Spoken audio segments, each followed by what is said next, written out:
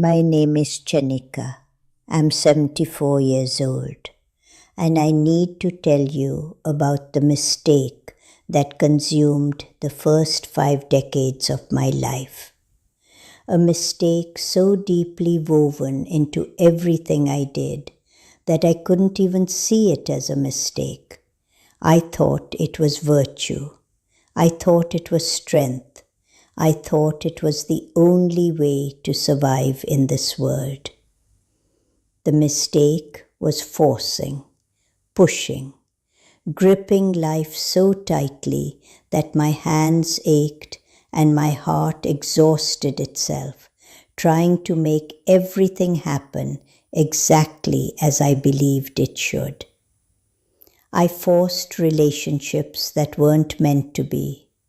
I forced outcomes that life was clearly redirecting. I forced myself into shapes that didn't fit my soul.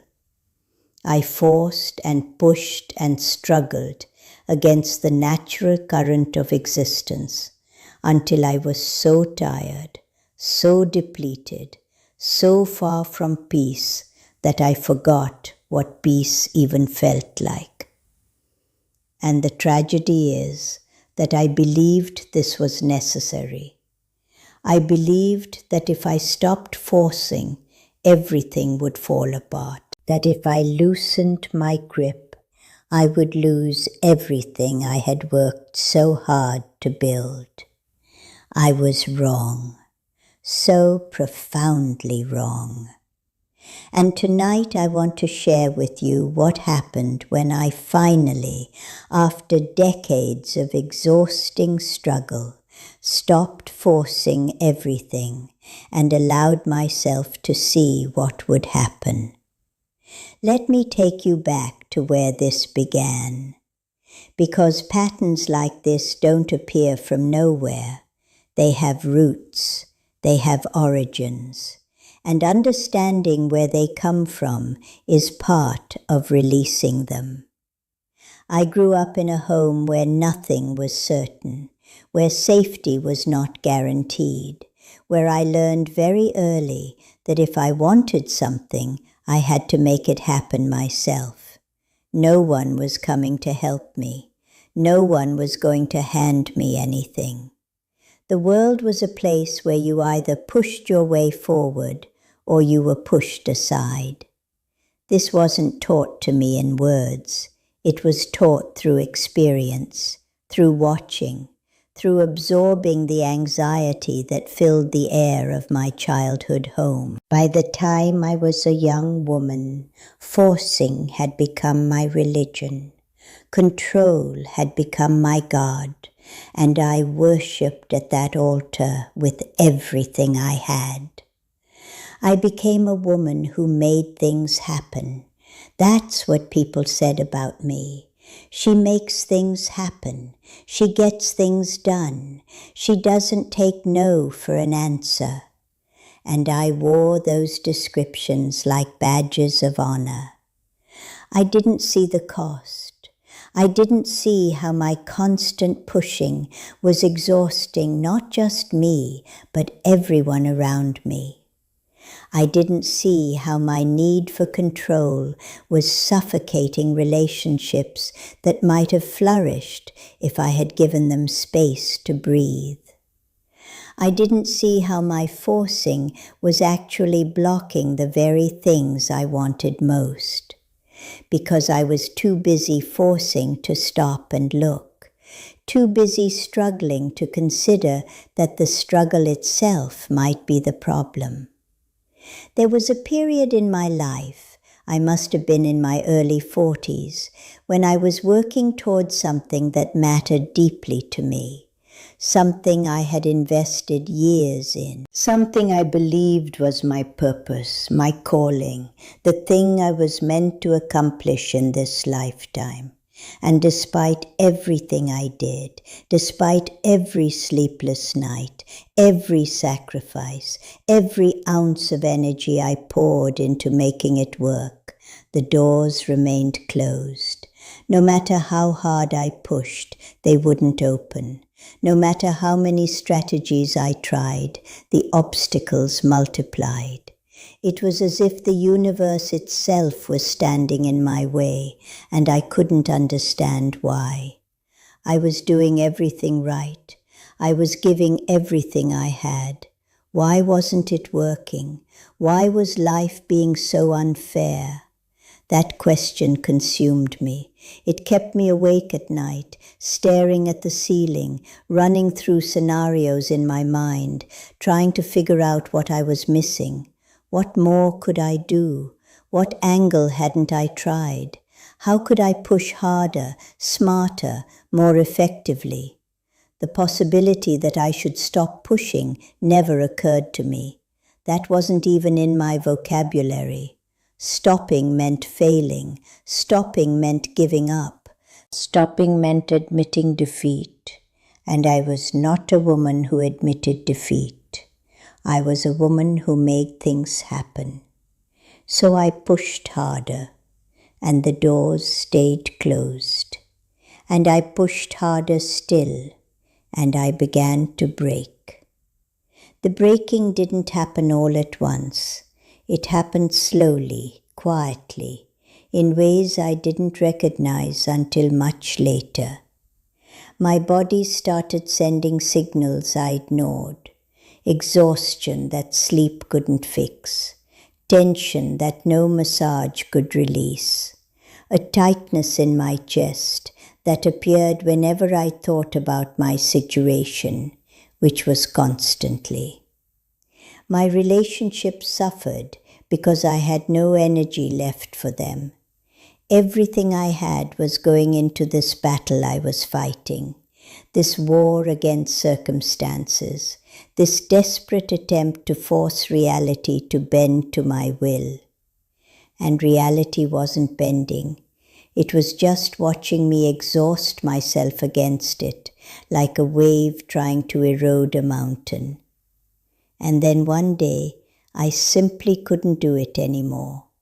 Not because I had achieved some spiritual enlightenment, not because I had read the right book or heard the right teaching. I stopped because I had nothing left. The tank was empty, the well was dry. I had pushed until there was no push left in me. And in that moment of complete depletion, in that space where I had no more strategies, no more plans, no more energy to fight, something unexpected happened. I let go. Not gracefully, not consciously, I just stopped because I had no choice. You see, that's often how surrender happens. Not as a spiritual achievement, but as a collapse. Not as a choice, but as a necessity. We push and push and push until pushing is no longer possible. And only then do we discover what was waiting for us on the other side of our striving. And what was waiting for me was something I never could have predicted. Something I never could have planned, something that could only emerge once I got out of the way. If something in these words is speaking to you, if you recognize your own exhaustion in what I'm describing, then I want you to know you're not alone in this. So many of us have learned to force our way through life. So many of us are tired. And if this message has found you at the right moment, perhaps there's something in this space that's meant to support you. Stay close. Let these words be a companion in your journey. When I stopped forcing, things began to shift. Not immediately, not dramatically, but perceptibly. Doors that had been locked began to creak open. Not the doors I had been pushing against, different doors, better doors, Doors I hadn't even noticed because I was so fixated on the ones I had decided were right. Opportunities appeared that I hadn't been looking for. People entered my life who had exactly what I needed at exactly the moment I needed it. Solutions emerged that my controlling mind never could have devised because they came from somewhere beyond my limited perspective. And I began to understand something that still amazes me to this day. Life has an intelligence. The river knows where it's going. There is a current, a flow, a direction to things that is far wiser than anything my anxious planning could produce. And all my forcing, all my pushing, all my desperate attempts to control the outcome had only been creating resistance, had only been blocking the flow, had only been keeping me from the very things I wanted most. I had been swimming upstream with all my might, exhausting myself against the current, when the current had been trying to take me somewhere better all along. This is not a comfortable realization for someone who has built their entire identity around making things happen. It was humbling in a way that felt almost painful. All those years of struggle, all that wasted energy, all that suffering that could have been avoided if I had simply trusted, if I had simply allowed, if I had simply stopped fighting the river and let it carry me. But I also understood that I couldn't have learnt this any other way. Some lessons can only be learnt through exhaustion. Some doors can only be opened when you stop trying to break them down. Some truths can only be heard when you've run out of arguments. Let me be clear about something important. Stopping the forcing doesn't mean stopping the effort. It doesn't mean sitting passively and waiting for life to hand you things. It doesn't mean giving up on your dreams or abandoning your responsibilities. That's not what surrender means. Surrender means releasing attachment to outcome while still taking action. It means doing your best and then letting go of the results. It means planting the seed and then trusting the soil, the sun, the rain, the mysterious processes of growth that you cannot control. It means showing up fully while accepting that you are not in charge of how things unfold. There's a difference between forcing and flowing that I didn't understand for most of my life. Forcing comes from fear. It comes from the belief that if you don't control everything, disaster will follow. It comes from a lack of trust in life, in yourself, in the process. And it creates tension. Tension in your body, tension in your relationships, tension in the very fabric of your existence. Flowing comes from trust. It comes from the understanding that you are part of something larger than yourself, that there is an intelligence at work in this universe that is not working against you, that you can take action without attachment because the outcome is not entirely up to you. And this flowing creates ease, space, room for life to surprise you with things better than you imagined. I remember sitting by a river some months after my collapse, watching the water move past. I had watched rivers before, thousands of times, but this time I really saw. The water didn't force its way around obstacles. When it encountered a rock, it simply flowed around it. When it encountered a bend, it followed it. There was no resistance, no arguing, no insisting that the rock shouldn't be there or the bend should be different. Just flowing, just being exactly what it was, exactly where it was, moment by moment by moment. And I saw my own life in that river. I saw all the rocks I had tried to move instead of flowing around, all the bends I had resisted instead of following, all the energy I had wasted trying to make the river go where I thought it should go, instead of trusting where it was taking me. That image has stayed with me for over 20 years now. When I feel the old urge to force, to push, to grip, I remember the river. I ask myself, am I trying to move rocks again? Am I fighting a bend that is trying to show me something? Am I swimming upstream when the current knows better than I do where I need to go? Usually the answer is yes. Usually I am falling back into old patterns, but now I can see them, and seeing them gives me a choice I didn't have when the pattern was invisible. There's something else I learned through this journey, something about the relationship between control and fear.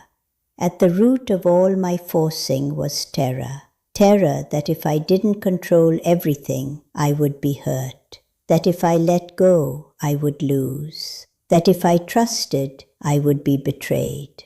This terror had good reasons to exist. It came from real experiences, real wounds, real moments when the world had shown me that it couldn't be trusted.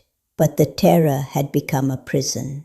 In trying to protect me from hurt, it was causing a different kind of hurt. The hurt of constant vigilance, the hurt of never resting, the hurt of seeing threat everywhere and never feeling safe.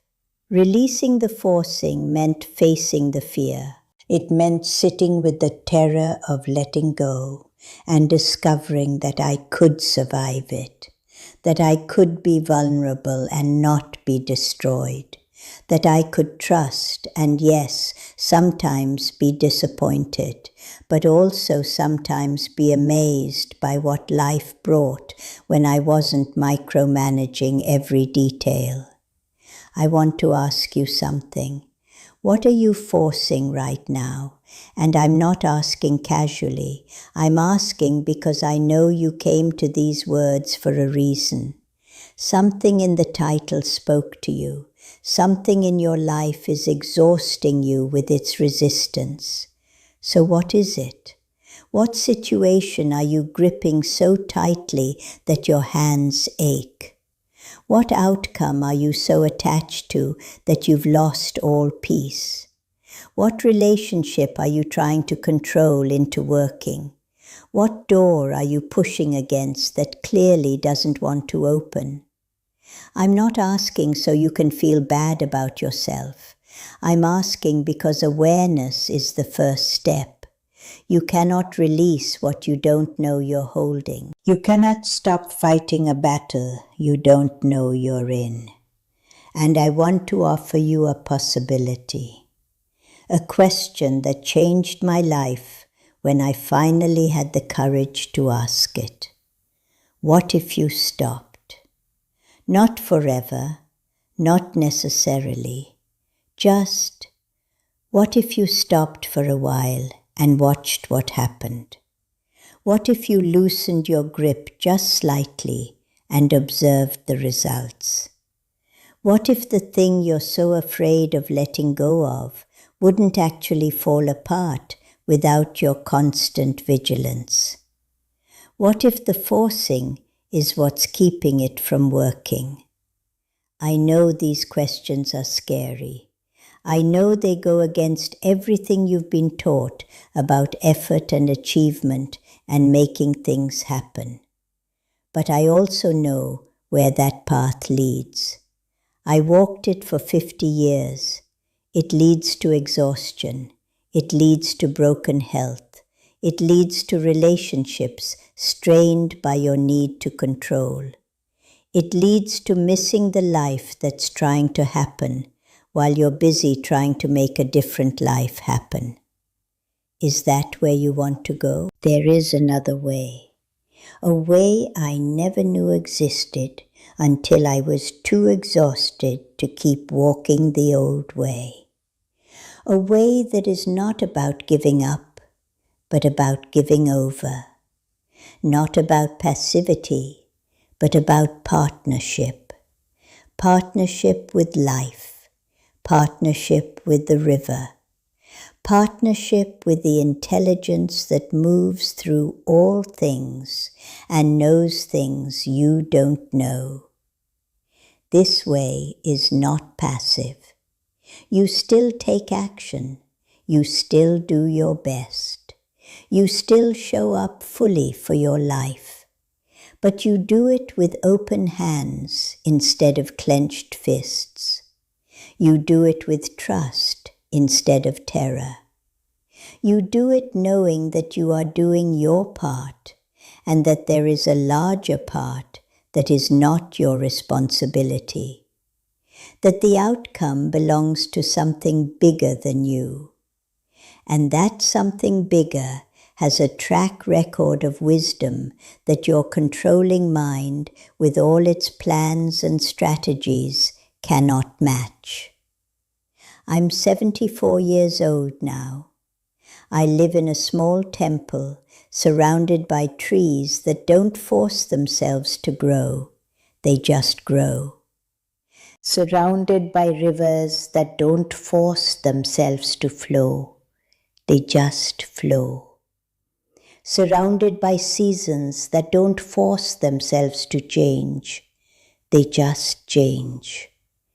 And I have learned, slowly, painfully, beautifully, to be more like them, to do my part and then release, to plant and then trust, to act and then allow. And my life has never been more peaceful, not because everything is perfect, it isn't, but because I have stopped fighting reality. I have stopped insisting that things be different than they are. I have stopped exhausting myself trying to control the uncontrollable. And in that release, in that surrender, I found something I had been searching for my entire life. Before I leave you tonight, I want to know something. Where are you listening from right now? What part of your life is tired from all the pushing? What door have you been trying to force open that might not be your door at all? Leave me your thoughts, not because I need them, because you might. Because writing it down makes it real. Because admitting it is the first step to releasing it. And because you're not alone in this struggle. We are all in our own ways learning to let go, learning to trust, learning to stop forcing everything and see what happens when we finally allow life to show us what it's been trying to show us all along. My name is Chanika. I spent most of my life forcing, and I learned at the edge of complete exhaustion that the forcing was never necessary, that the river knew where it was going, that life had better plans than I could imagine, that the doors that were meant for me would open when I stopped trying to break down the ones that weren't. You can learn this too, perhaps not the hard way like I did, perhaps through these words, through this moment, through the simple question that is now living in your heart. What would happen if you stopped forcing? You don't have to have the answer right now. You just have to be willing to find out. And in that willingness, everything begins to change.